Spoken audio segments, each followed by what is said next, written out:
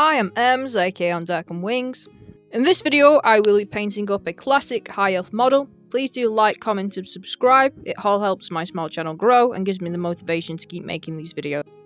I have been painting miniatures for the past 20 years, and my first army were high elves back in about 2003.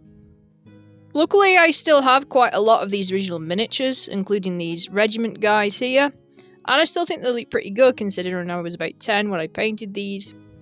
Here you have the classic goblin green bases, and I think the gemstone on the one on the left looks actually pretty good. It's always a great idea to try and keep some of your original models, I think, to see how far that you've come and progressed, and I think I've done pretty well in the time I have. On top of the actual built models I've painted, I do have a bunch of sprues, which is cool.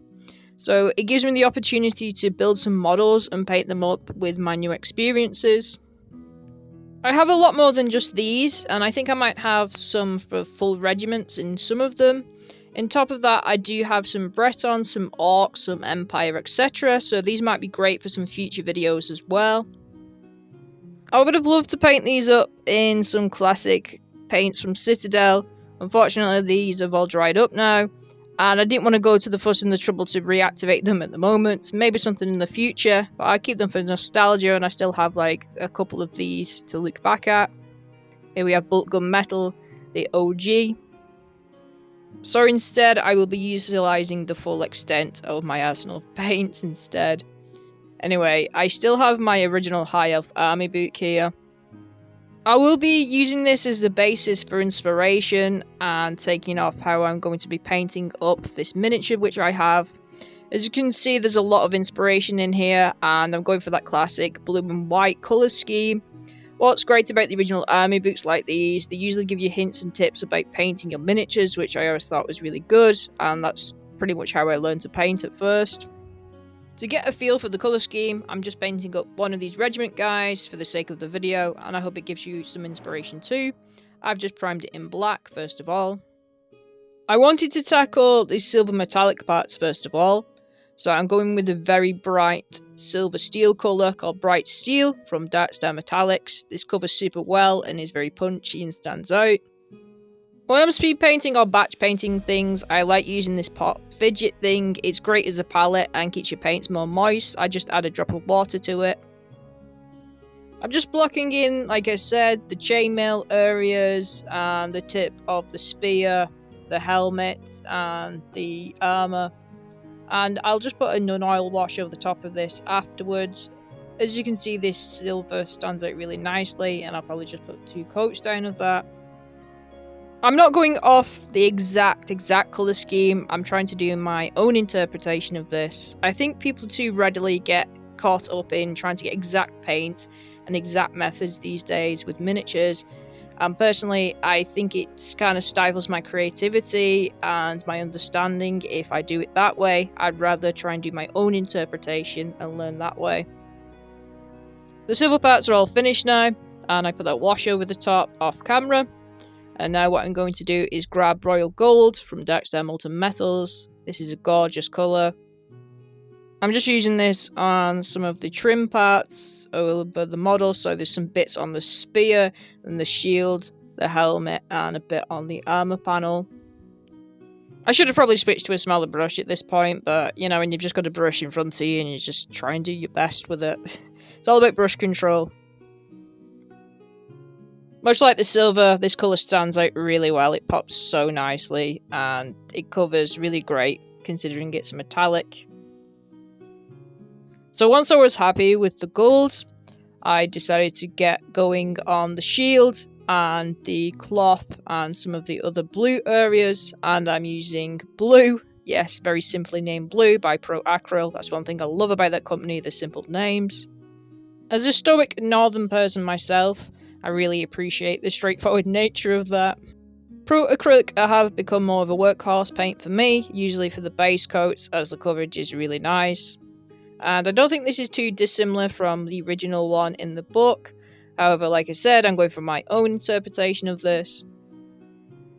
I'm adding a wash of Citadel's Ultramarine Blue. This is a contrast paint, however I'm going to be thinning it down to more of a wash consistency. I don't buy many washes now. I tend to just use my contrast paints and thin them down so I've got more than one use for them. And they're great for glazes as well, I do find.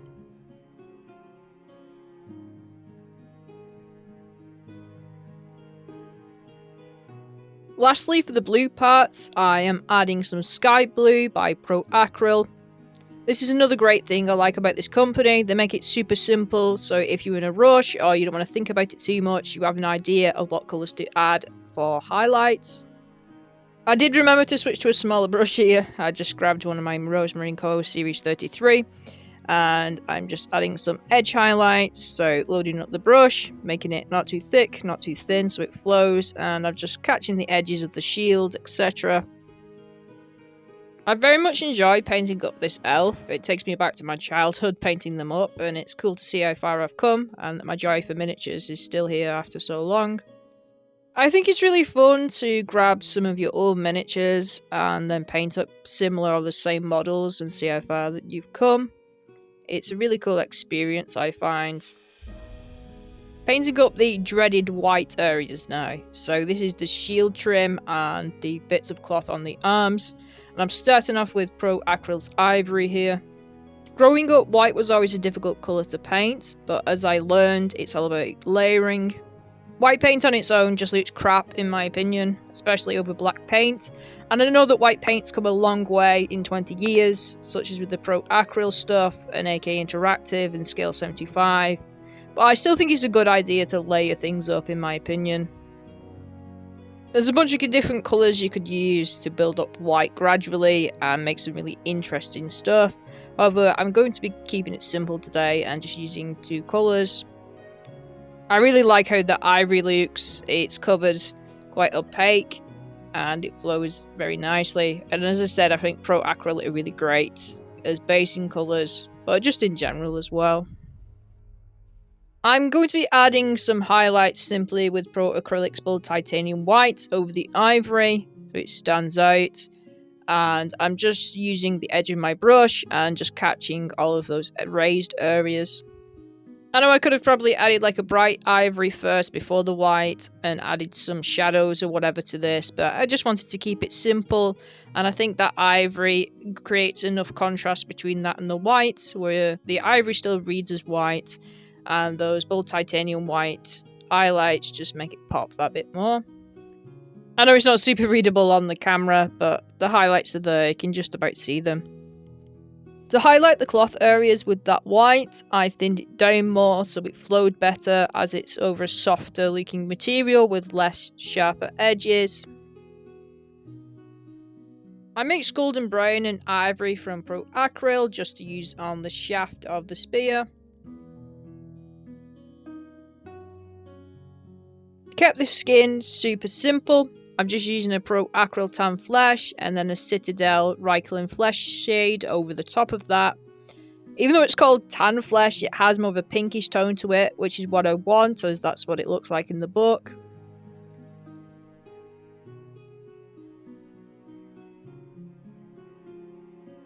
I kept the boots and the back of the shield super simple, so I'm just using mahogany brown because no one's going to see the boots or the back of the shield really once I get the tufts down.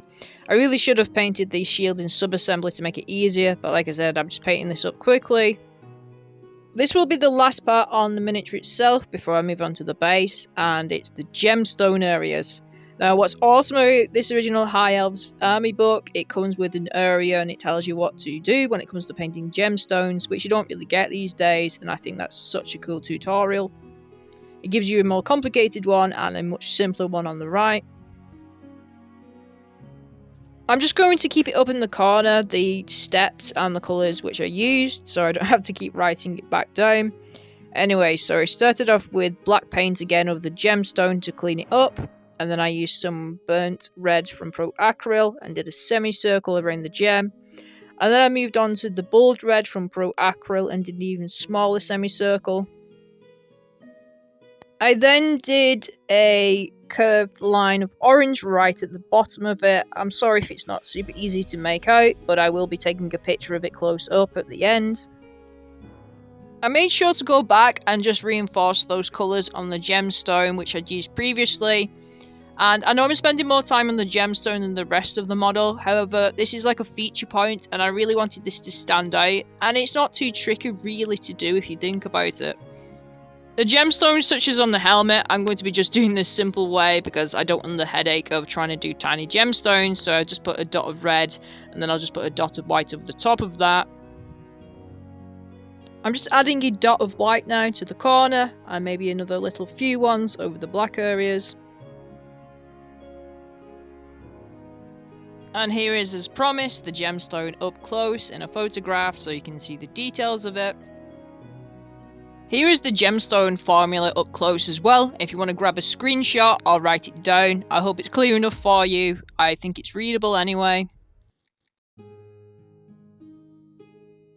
For the last part, I worked on the base, and of course I tried to recreate the classic goblin green. I played with some different colours off camera, and I came to the conclusion that Warpstone Glow was my favourite and looked quite similar. And of course, I had to top off the miniature with some old school tufts. I know these aren't as old as this miniature, however, I think they look pretty cool. Here is the miniature finished off, and I think it looks lovely, and it was just such a nostalgic trip to paint this up.